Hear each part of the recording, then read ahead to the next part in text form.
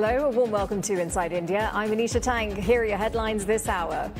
Chinese President Xi Jinping calls for safeguarding the multilateral trading system fresh off securing a trade truce with the United States. Sherry Kang is on the ground in Gyeongju. And South Korea, the host country, says that APEC countries are getting very close to adopting a joint declaration. Yes, the centerpiece of this week, the Trump-Xi meeting out of the way, leaders summit is getting started. Meanwhile, Apple sounding very upbeat about the upcoming holiday season after posting blockbuster quarterly profits with record sales in India and other emerging markets. And it may be Halloween, but no spooks for the Indian markets, with the Nifty set to close out October with some solid gains.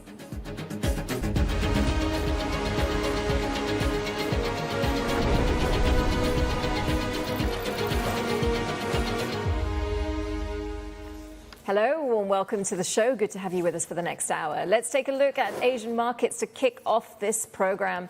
And you can see it's a bit of a mixed performance across the board. The Hang Seng pulling back more than 0.5%. We've got the Nikkei powering higher by more than 1%. In particular, it is the tech stocks and chips in particular that are driving the Nikkei higher. It had earlier pushed past 52,000, but pulling back now 51,948.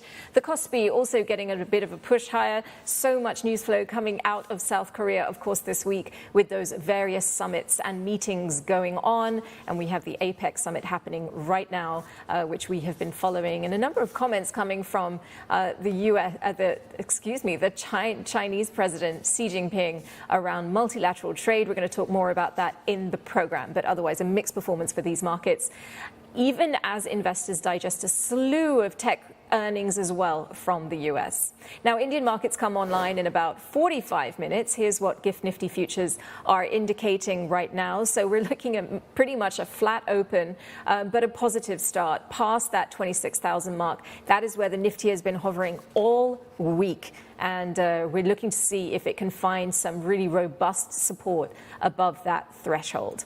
All right, let's get out to Sherry Kang, who is in Gyeongju, South Korea, has been keeping track of all of that news from the APEC summit and all of that news flow all week, Sherry, that you've been tracking. But today it's all eyes on the Chinese president, and already we're getting some news lines, right?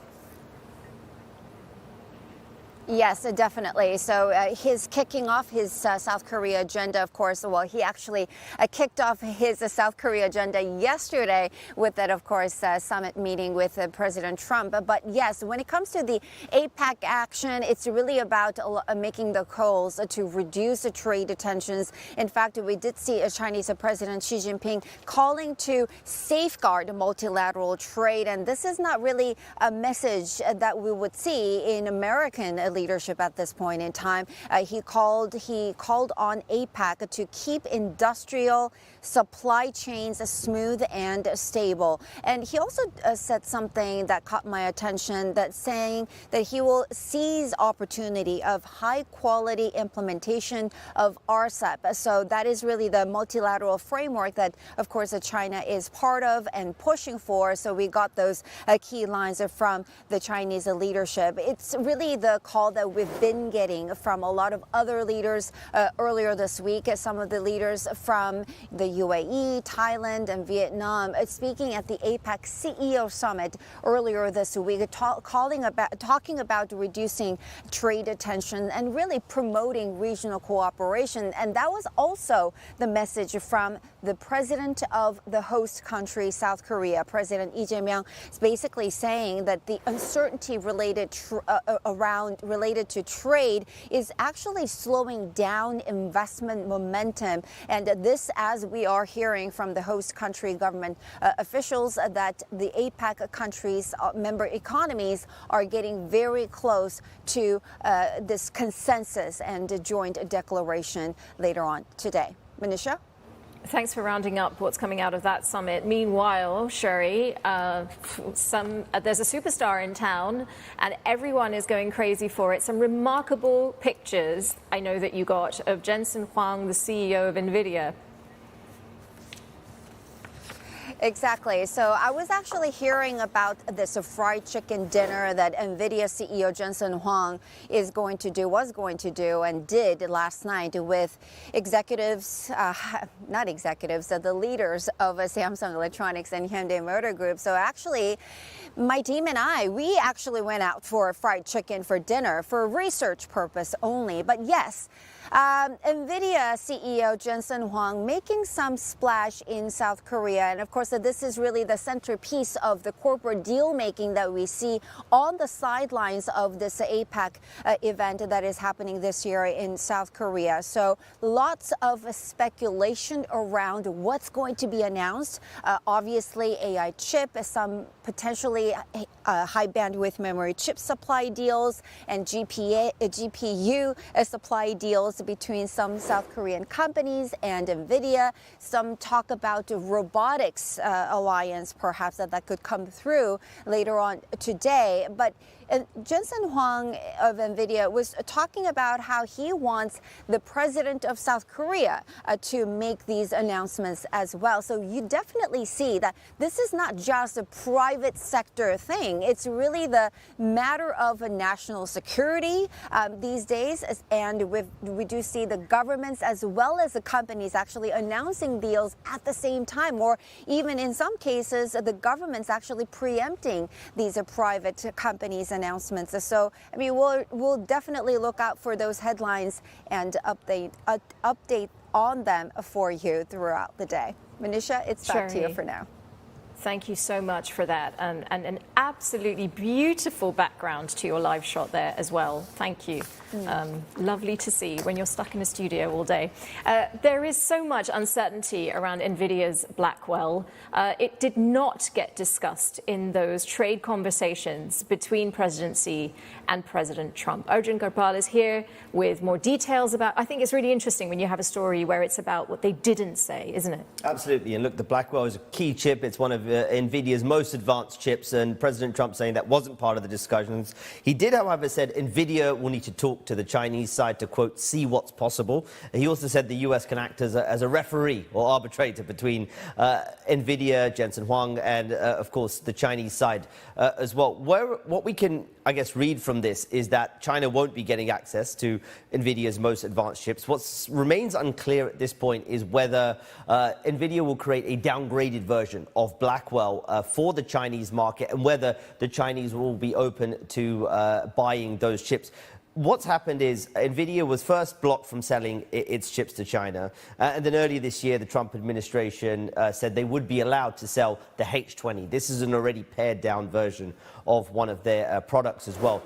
They said that'd be allowed, but Beijing actually pushed back and discouraged its local companies from buying those, and was trying to push local companies to use domestic alternatives. And Huawei is one of the companies that's seen a benefit on that. So it's a bit of a stalemate right now between the two sides. So a lot is still unclear. The China market for now still looks very much shut to NVIDIA unless there's any kind of progress in terms of negotiations between US and China, but also between NVIDIA and China as well. It's a really interesting situation, because if progress is made, and if there is some sort of, I don't even know whether this is a compromise situation. There is a lot to gain if you're NVIDIA, and there's a lot to gain on the Chinese side as well. Just work us through that. Look, NVIDIA has already flagged that it's lost billions of dollars of sales from not being able to sell the H20 in China. So it's very clearly, from a business perspective, a huge market for NVIDIA. For China, there's so much to unpack. And one of those is China wants to compete with AI. And it's clear NVIDIA chips are the gold standard right now when it comes to training these huge AI models. For now, China has obviously purchased some H20 chips and it's training those models. But ultimately, I think the longer-term direction is one where China would love to have advances in its own chip sector that can compete with NVIDIA. Now, there are a ton of roadblocks to that and to getting Chinese companies to be on par with NVIDIA. There's a whole host of reasons. But that clearly is the direction of travel, and I think China's made that very clear for now. But there's a lot at stake for both sides. For NVIDIA, it's business. For China, it's about what is their position when it comes to domestic technology and when it comes to their position in global AI. Okay, all right. Thank you very much for that, Arjun. Really interesting story, and I'm sure it's going to run and run. And also, Arjun, I do want to just keep you for a second because I want to talk about Apple. You talked about direction there. It seems to be up and up so far as Apple goes, and particularly for its Chinese market.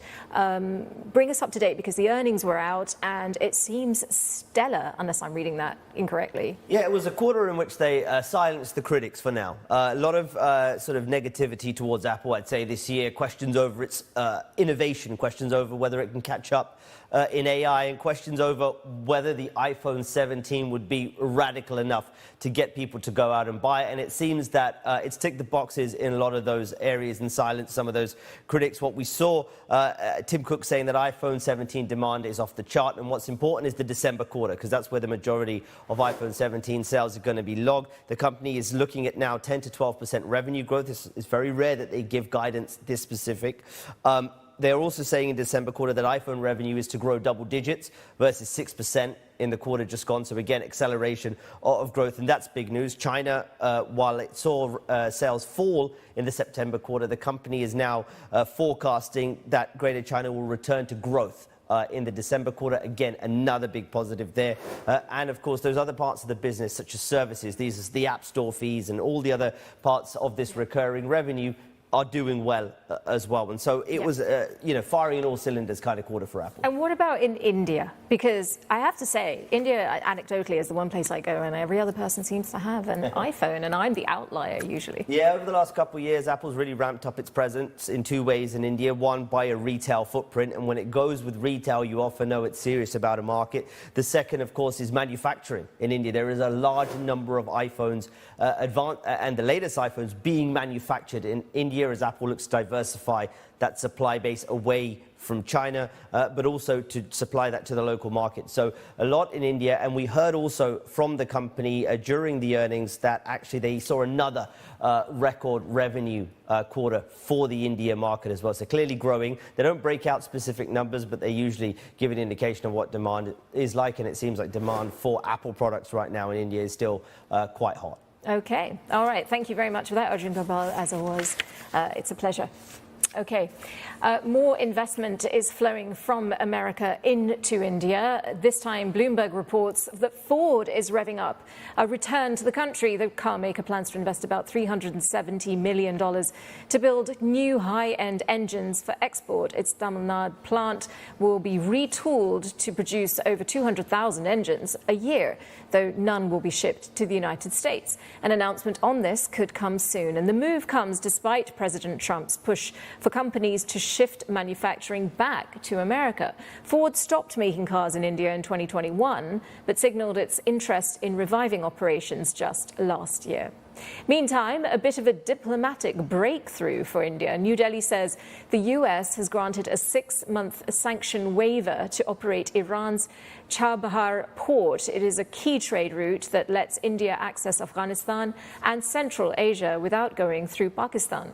India signed a 10-year deal last year to run the port, but Washington revoked its sanctions waiver last month. Now, the renewal of this waiver comes amid a thaw in India-US ties after President Trump said he wants a trade deal with India, despite tensions over tariffs and Russian oil purchases.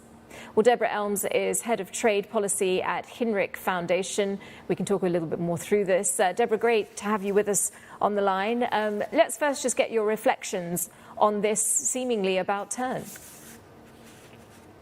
On the port issue, you mean, with India? Yes, I think it's this seemingly a détente in terms of the trade conversation.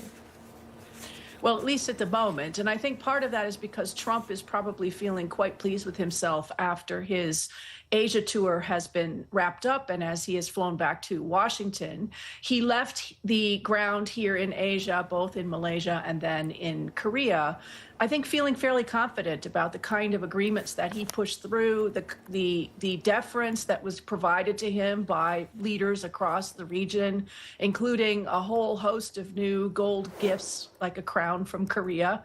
And I think that sort of optimism about the power of the United States is probably going to be reflected in discussions with India again, where Trump, in a sort of spirit of goodwill, may be more willing to discuss some of the sticking points in the U.S.-India deal that has yet to materialize. I think so. So can we get into what some of those sticking points have been and how we would recognize progress on any of them?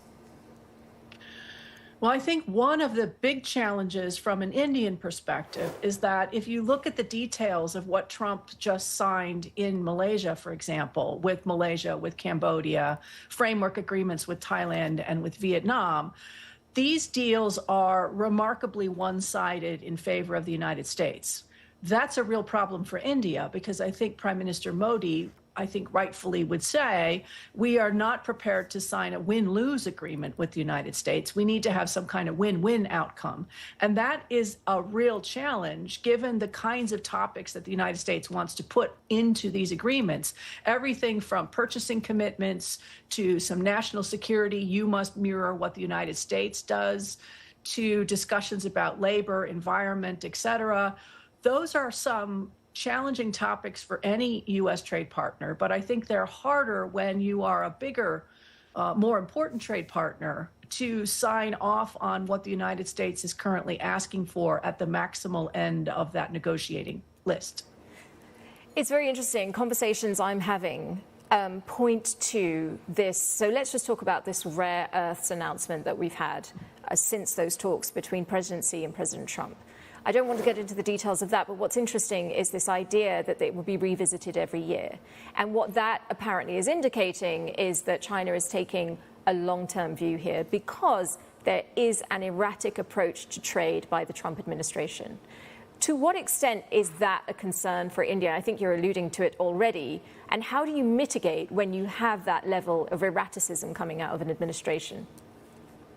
Well, that is the question that every government, of course, is asking themselves. Is it okay if I sign an agreement now with this administration and then I either don't implement it or I ineffectively implement it? Is it okay if I don't sign an agreement, if we continue to have discussions for a long period of time?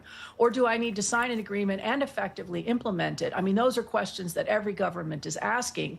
And I think the initial response was mostly play for time. Let's see how long we can push this discussion. Let's see how long it will be before these agreements, if we get one, enters into force. And hopefully by then, either we'll have more clarity on what it is exactly that Trump is looking for, or Trump himself will no longer be on the stage and we'll have a potentially future more malleable, or at least a more reasonable, less erratic president in place. I think that's a hard bet to make at a time of disruption in general. And so what you see, or what at least what I'm seeing, certainly this last week, is that governments, when they make that decision, are increasingly landing on the side of, let's see what we can do with the United States, and we'll sort out the implementation and whatever future challenges we have when we get to the future. And the question for India especially is, well, what does that mean for us? How prepared are we today to take a deal that may look lopsided and see how it actually gets implemented? Because it may not be as lopsided once implemented, or alternatively, it's too complicated for us to agree to a one-sided deal now in the hopes that it goes away over time. So again, these are some really difficult questions that we haven't had to confront in this way, and certainly not by the United States, in a generation. Yeah, I think sometimes it's you sort of pull from the limited data you can get in a scenario like this. So let's look back at that speech that President Trump made a couple of days ago. And in that speech, he basically gave this impression that, you know, he's using trade as a means to managing the political agenda. And I wanted to get your reflections on this, because in that speech, he mentioned Prime Minister Modi, he mentioned the tensions with Pakistan and where he sat on the events earlier this year. When you take all of that into account, how does it play into the forward conversation around trade, around the US-India relationship? Well, clearly, there is no problem that for, at least for Trump, a tariff cannot solve. And so he constantly reaches for this tool, this lever called tariffs, as a way to solve many issues. And you've seen him do it a couple of times now for border conflict, for migration concerns, for fentanyl use, for a commercial that he didn't like out of Canada. So there's a whole range of irritations that Trump sees in which his solution is to reach for a tariff policy as a means to fix that. Now, how effective that tool will be going forward, I think, is unclear. But it does have some real bite, as we see in India in segments that are currently facing a 50% tariff on exports to the United States, where you've had real domestic challenges in India as a result of a sky-high tariff on a major market for Indian exports. So I think he'll continue to turn to this tariff card. It's unclear how effective it will be. At a certain point, the tariff gets high enough, and it doesn't matter really whether it's 50% or 500%. If the answer is your buyers are not buying, then in some ways it becomes less relevant. But I think Trump just loves a good tariff, and he will continue to use it whenever he can for as long as he remains in office. That's an interesting quote. Trump loves a good tariff. Deborah, I wanted to ask you, though, is that leverage working in the case of oil? Because, of course, now we're seeing Indian refiners indicating that there is going to be some diversification away from Russian oil. Obviously, you have a sanctions issue there, but he hit back on India's purchases of Russian oil, and that has, one could argue, been the result of, the tariff threat. I think certainly the tariff threat has been working so far. Again, look at the deals they just got signed, and they're quite one-sided. That would not have happened in the absence of really serious pressure by the United States. So tariffs can make a difference. I think he's right about that. The question is, can they always make a difference? And my answer to that would be no. In some cases, they will cause partners to change policy, but in some cases not. And at the end of the day, of course, it's mostly companies who are making these decisions, not actually governments. And companies have to make money. And so companies sometimes, even in the face of sustained tariff headwinds and future tariff threats, will make decisions that affect their bottom line today, because companies can only think so far ahead before, again, ultimately, profit makes a difference. And so I think we're at an interesting stage with the changing nature of the global economy, and particularly with the U.S. position in that global economy. And everyone is still scrambling, despite the last 10 months of evidence, to figure out exactly where we go from here. But what everybody else is doing, and I think this is quite interesting, is looking again at their trade partnerships, their relationships in other places. So India vis-a-vis Southeast Asia, for example, India vis-a-vis the European Union, for example. Where do you see those conversations going, and how do you see them strengthening over the coming year?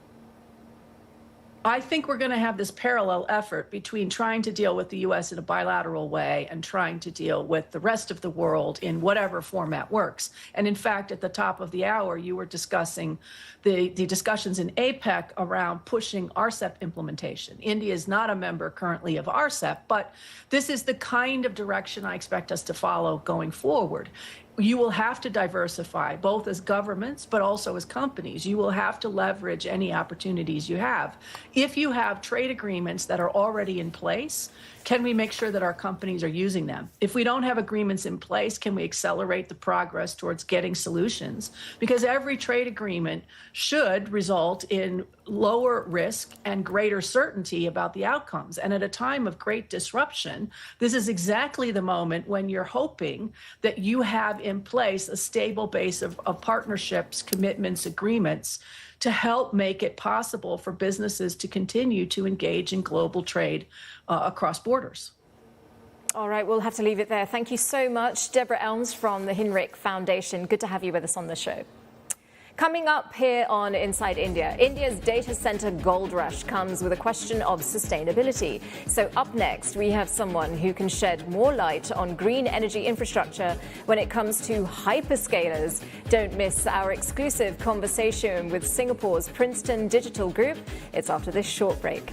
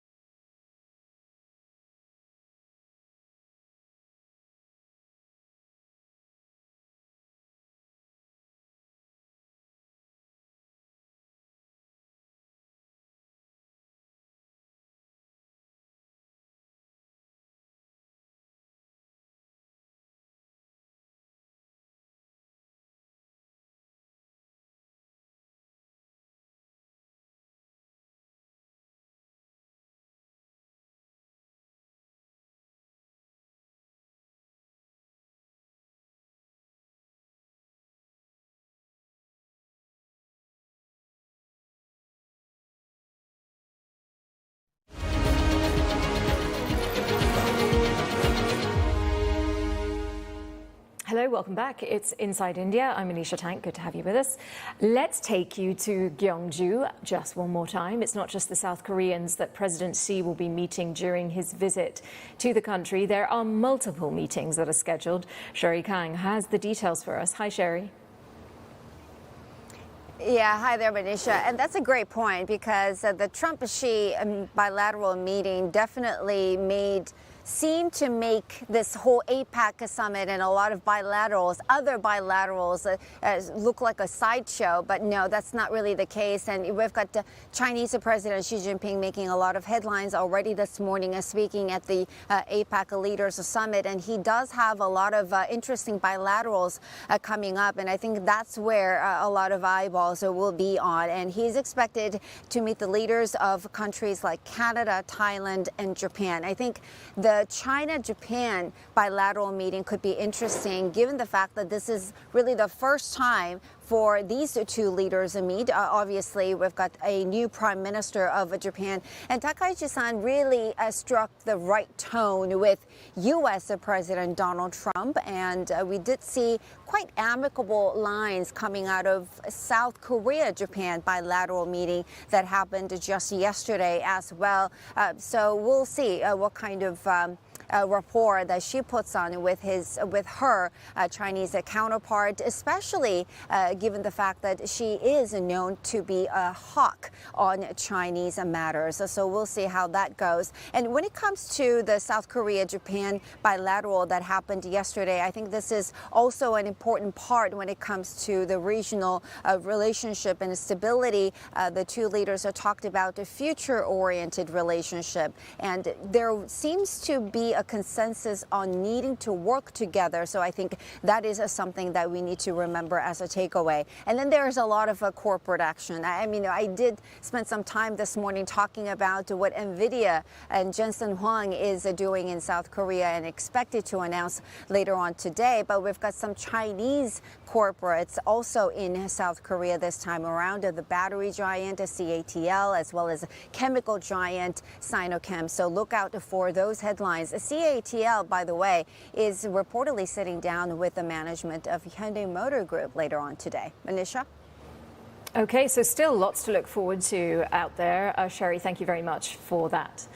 Here, we are counting down to the market open in India. This is how things are shaping up right now, looking like a muted start to the session. But we should see the Nifty actually closing out October on quite a high note. There's been quite a lot of foreign inflow, and then this feeling of an easing in global trade tensions really helping the markets. And there's been a lot of optimism over corporate earnings. And the Nifty holding above that 26,000 level. That is what many are expecting. Will it find support? Well, you'll have to see how the markets shape up over the course of the day to know the answer to that. India's IPO market remains hot. Red hot, in fact. Eyewear retailer Lenskart's offer opens for retail subscriptions today. The company's hoping to raise $828 million, and it's seeking a valuation of around $8 billion.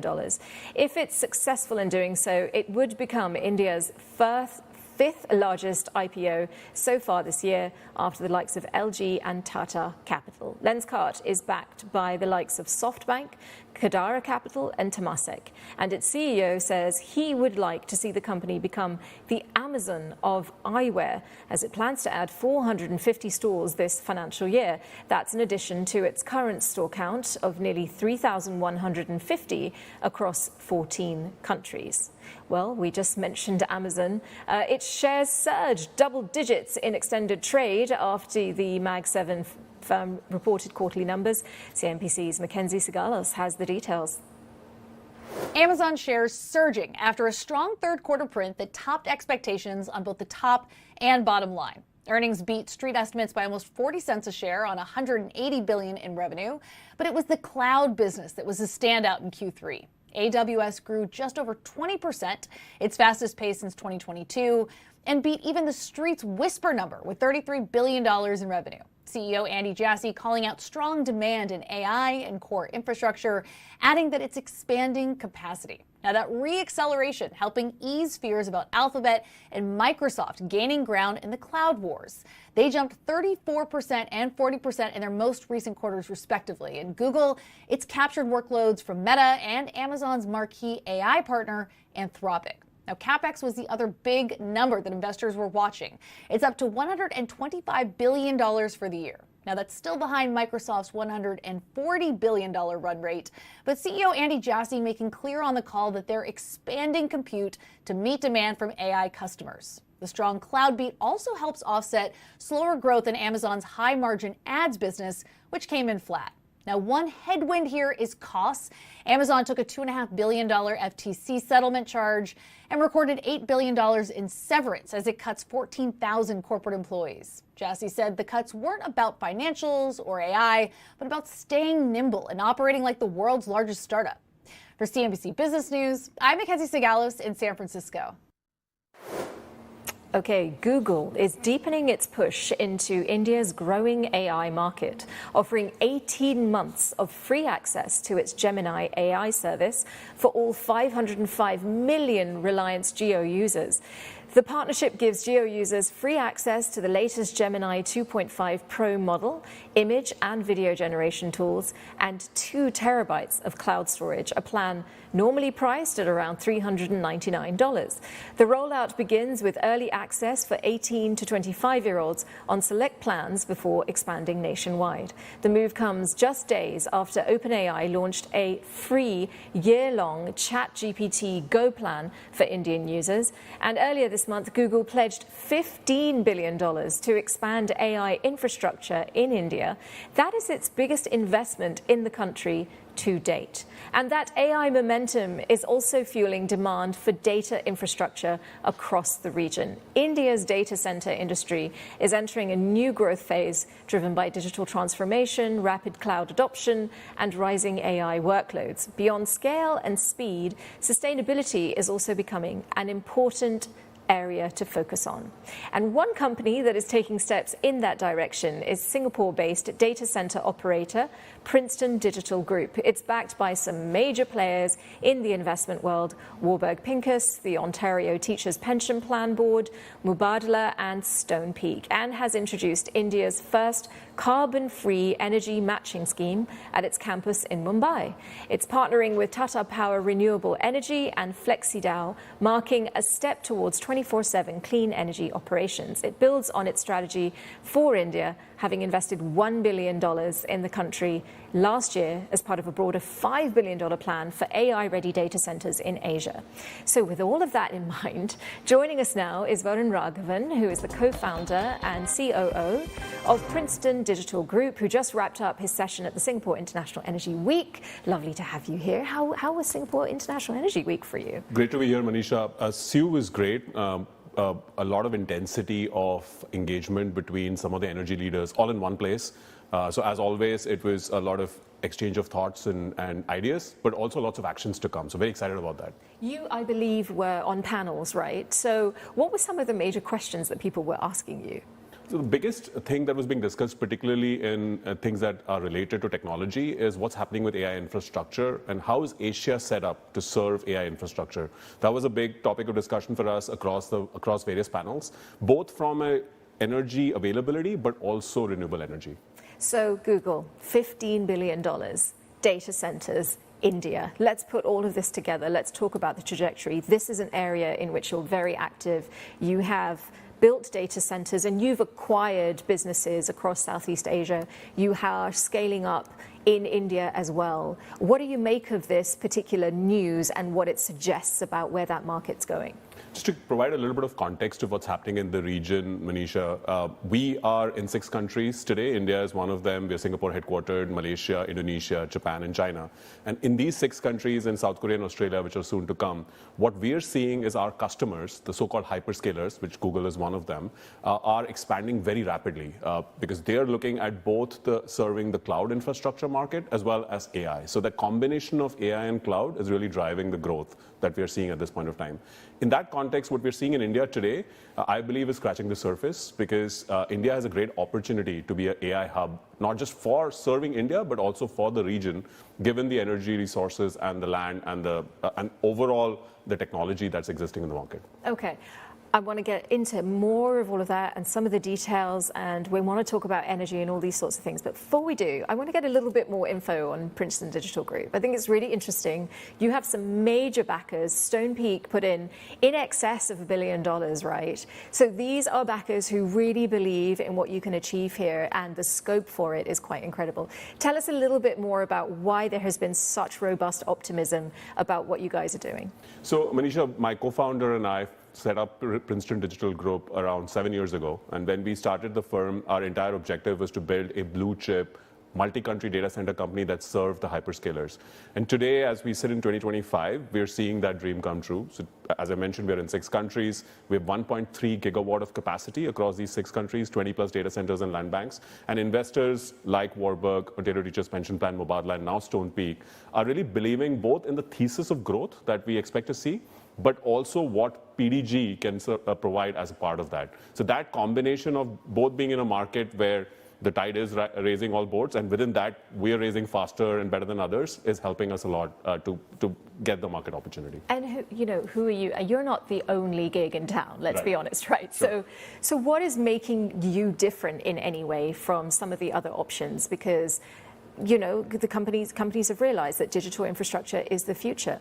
Yeah, I mean, honestly, this is not a winner-takes-all market like some of the other businesses that one exists in. It requires an entire ecosystem of operators, data center players, suppliers, etc. So we are one among them. What's helping us quite a bit is, one, the fact that very marquee investors have backed us, as you mentioned, but also the fact that we've built a very strong culture and capability, the credibility to have delivered capacity in some of the most difficult markets in the world, markets like India, like Japan, like Indonesia. And that strength and that credibility is what's holding us in good stead. Okay. Something that's also quite interesting is, there is so much to the digital ecosystem. 10 years ago, I had a conversation with someone from an NGO called Water Crisis. And we talked about digital build-out, infrastructure build-out. We talked about energy. We talked about water when it came to chip making, all this sort of stuff. There are lots of pressures that go with trying to scale up.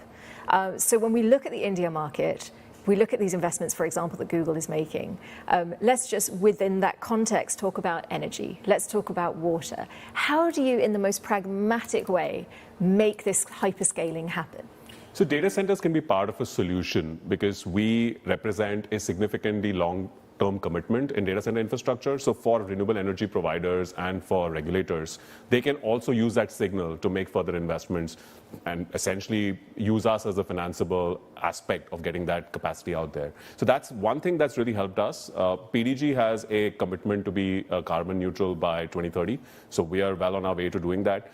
In India in particular, Manisha, I mean, this is well known, but today the total installed capacity for power is 500 gigawatt. By 2030, the total installed capacity for renewable energy alone will be 500 gigawatt. So given that growth that's happening from a scale standpoint, India in particular represents a big opportunity, not just to serve AI infrastructure, but to serve it in a sustainable manner. I have to say, because these are sort of future projections, it's very difficult to, I mean, the proof will be in the pudding, as we Brits say, because we know that the demand is obviously there. We know that the hyperscaling needs to happen, but can that energy infrastructure keep up? We talk about sustainability long term, but can it meet the needs as that hyperscaling happens in tandem with it at the same time? You're right to ask the question, and I think I would break this down into 2 parts. One is on generation, the other is on transmission and distribution. All that I've been talking about so far, and when we talk about these numbers, we talk about generation. I do believe, and most of the folks in the industry believe, that generation is a problem that can be solved because it's an investment problem and you can invest to deliver that. Is the finance forthcoming? I mean, for data centers, as you can see in some of the things that you said, everybody is very long on AI as a theme, and power is a big part of that theme. So if you want to participate in AI as an infrastructure growth area, then obviously power becomes another element that you can invest in. We do see that happening, but we'll see what happens in the future. Coming back to transmission and distribution, the main challenge is that a lot of the data centers are still in locations which are close to cities, and so therefore you have to build through urban and civil infrastructure. Yes. So you need engagement, like public and private engagement. How are you navigating that in India? So largely through partnerships in the ecosystem. So we work very closely with developers, with local governments, local communities to make sure that what we're doing is part of a plan for development for the local communities as well. And that's what we have to do as an industry to make sure that we are taken as part of the growth and not as something that is foreign to what we're trying to do there. Okay. Obviously, you can give us a sense of where you see data center growth going in India. At the moment, as I understand it, you have 2 major projects running. Is that right? Yes, one in Mumbai and one in Chennai. Okay, that's right.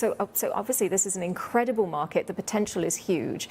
Who are some of the partners that you're working with, and what is that sort of more medium to longer term game for you? In particular, talking about energy, we've signed a 25-year PPA with Tata Power Renewable Energy, and as part of that, we've also now partnered with a platform called FlexiDAO for carbon matching on an hourly basis, for looking at what power electrons we're using at the data center and what of those electrons are green. So that partnership, particularly with Tata Power Renewables and FlexiDAO, is an example of the kind of partnerships that we need to build in order to evolve this ecosystem. Okay.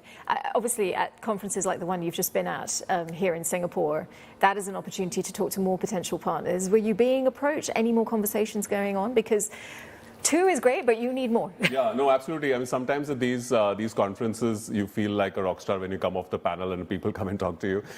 Several of these meetings are very helpful because really what's happening is there is a lot of different experiments and different business models that are happening across the region, and that cross-pollination can be a path to success as well. So, for example, solar energy and a combination of solar energy and battery energy storage, which has been a big theme in the Middle East, is definitely something that will become big in Asia as well. And we are seeing some of those happen as we talk to some of the partners. In fact, some conversations that I had just yesterday. Okay.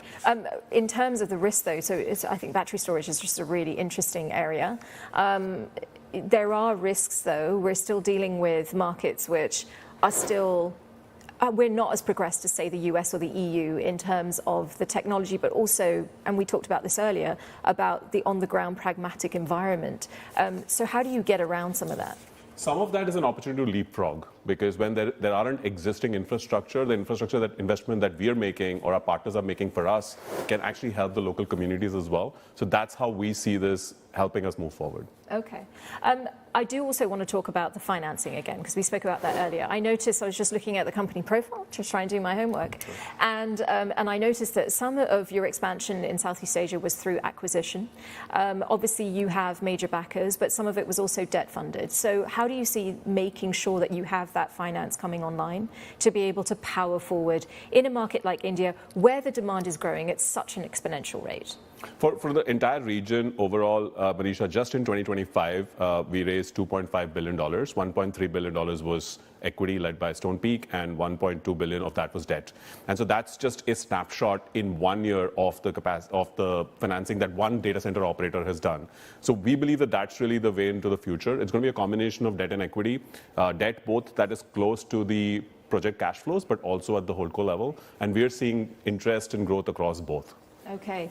Unfortunately, we have to wrap it up there. I feel like we could talk forever.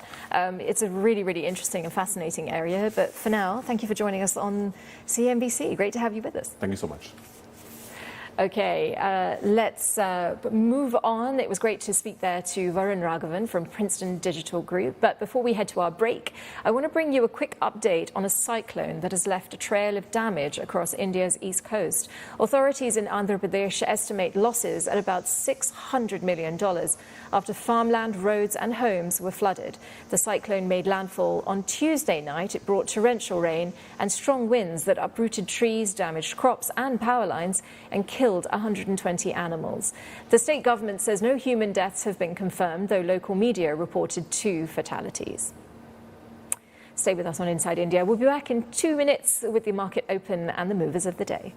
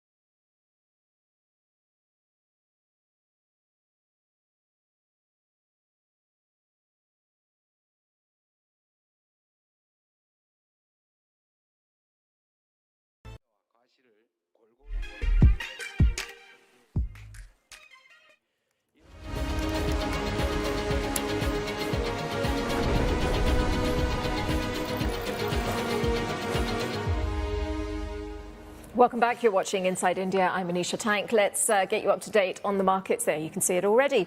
The Nifty pulling back below the 26,000 mark, despite ending this month really on a fairly high note. Foreign inflows, easing global trade tensions, corporate earnings, all pepping up the index over the last month or so, but a bit of a pullback this October 31st. But we can see a slight uptick there for the dollar vis-a-vis the Indian rupee. We will keep an eye on the market action this session. So many earnings reports to digest as well. So much news flow coming out this session.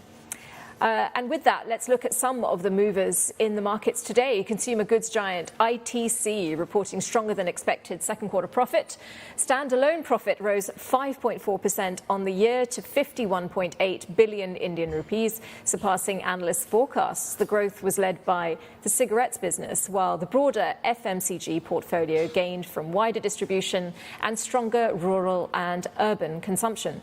The company noted that recent GST cuts could improve affordability and support further consumption.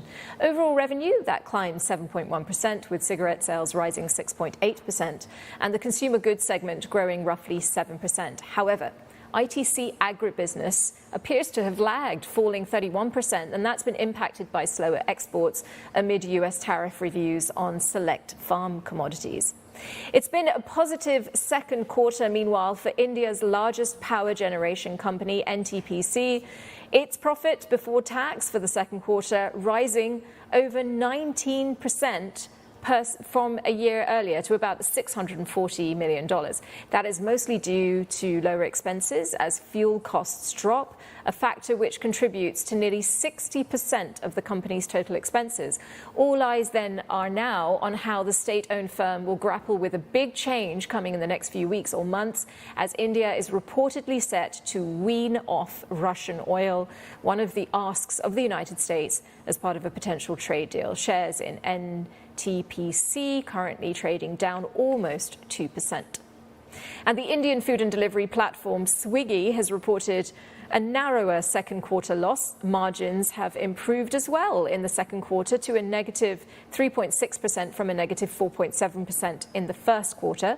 The company is in a battle of the delivery platforms against its competitor Eternal, better known as Zomato, and the likes of Zepto and Amazon. The focus in this ever-growing competitive space has been on grabbing market share, and with that comes high investments. The strong growth for Swiggy offsets some of that high investment, but it still reported a consolidated loss of about $125 million in the 3 months. Those shares, though, trading a little higher, up about 1.7%. In the meantime, Air India is seeking a big cash lifeline. Bloomberg is reporting that the carrier is asking owners Tata Sons and Singapore Airlines for about $1.1 billion in financial support.